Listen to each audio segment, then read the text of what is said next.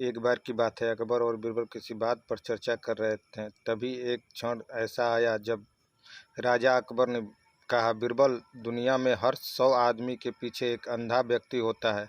राजा की यह बात सुनकर बीरबल ने उनकी इस बात पर असहमति जताते हुए कहा, महाराज, मेरे हिसाब से आपका आकलन कुछ गलत प्रतीत होता है।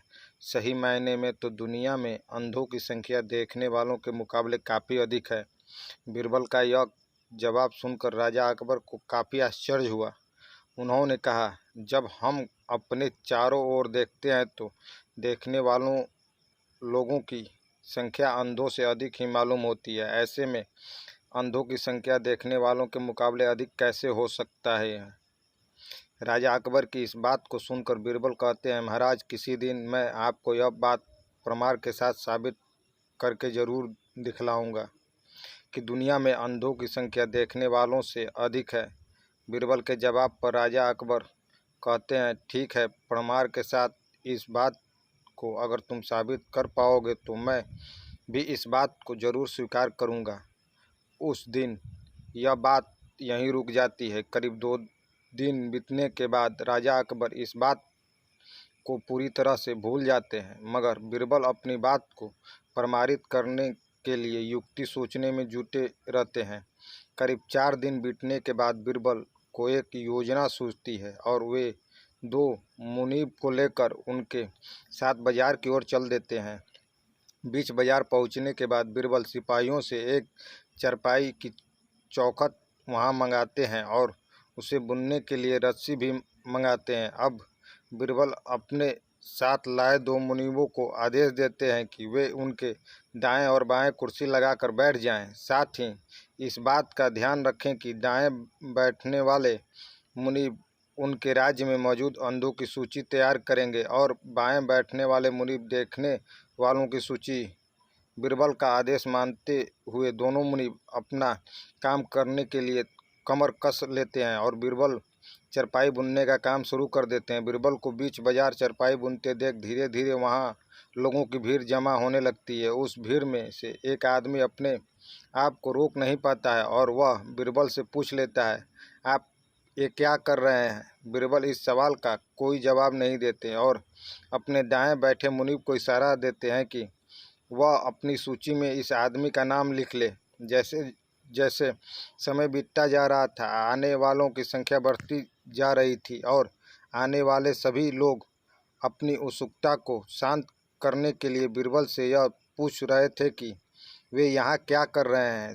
इसी के साथ बीरबल अपने दाएं मुनीब को इशारा देकर यह सवाल पूछने वालों का नाम अंधों की लिस्ट में डलवाते जा रहे थे। तभी अचानक वहाँ एक आदमी आता है जो बीरबल से पूछता है कि इतनी धूप में बैठकर आप चारपाई क्यों बना रहे हैं? तब भी बीरबल कुछ नहीं बोलते और बाएं बैठे मुनीब को यह सवाल पूछने वालों का नाम देखने वालों की सूची में लिखने का इशारा देते हैं। यह सिलसिला ऐसे ही चलता रहता है और धीरे धीरे पूरा दिन निकल जाता है। तभी इस बात की जानकारी राजा अकबर को होती है और वे भी मजार समझने के लिए बाजार पहुंच जाते हैं, जहां बीरबल चारपाई बुनने का काम कर रहे थे।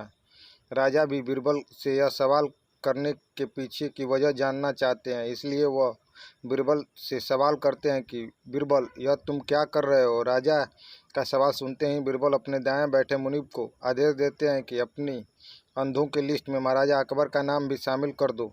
बीरबल की यह बात सुनकर राजा अकबर को थोड़ा गुस्सा आया और आश्चर्य भी हुआ।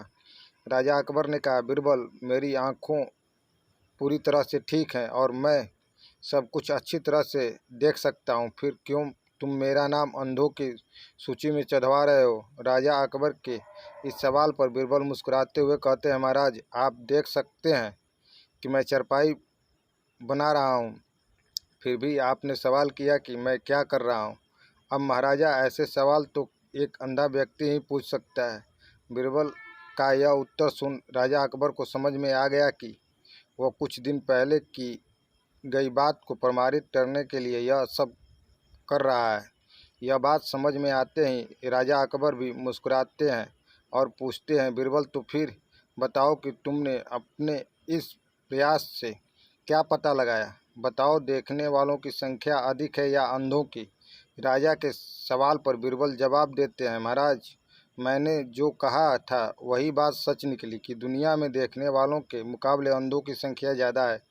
मेरे द्वारा तैयार की गई दोनों सूची का मिलान करने से आप भी इस बात को अच्छी तरह से समझ सकते हैं। बीरबल का उत्तर सुनकर राजा अकबर जोर से हंसते हैं और कहते हैं, बीरबल, तुम अपनी बात को साबित करने के लिए कुछ भी कर सकते हो। कहानी से सीख। अकबर बीरबल अंधे बाबा की इस कहानी से यह सीख मिलती है कि दिखाई देने के बाद भी मूर्खतापूर्ण सवाल करने वाला व्यक्ति किसी अंधे के समान ही होता है। यह वीडियो आपको अच्छी लगी हो तो हमारे यूट्यूब पेज को सब्सक्राइब करें, कमेंट करें, शेयर करें, लाइक करें और बेल आइकन को बजा दें।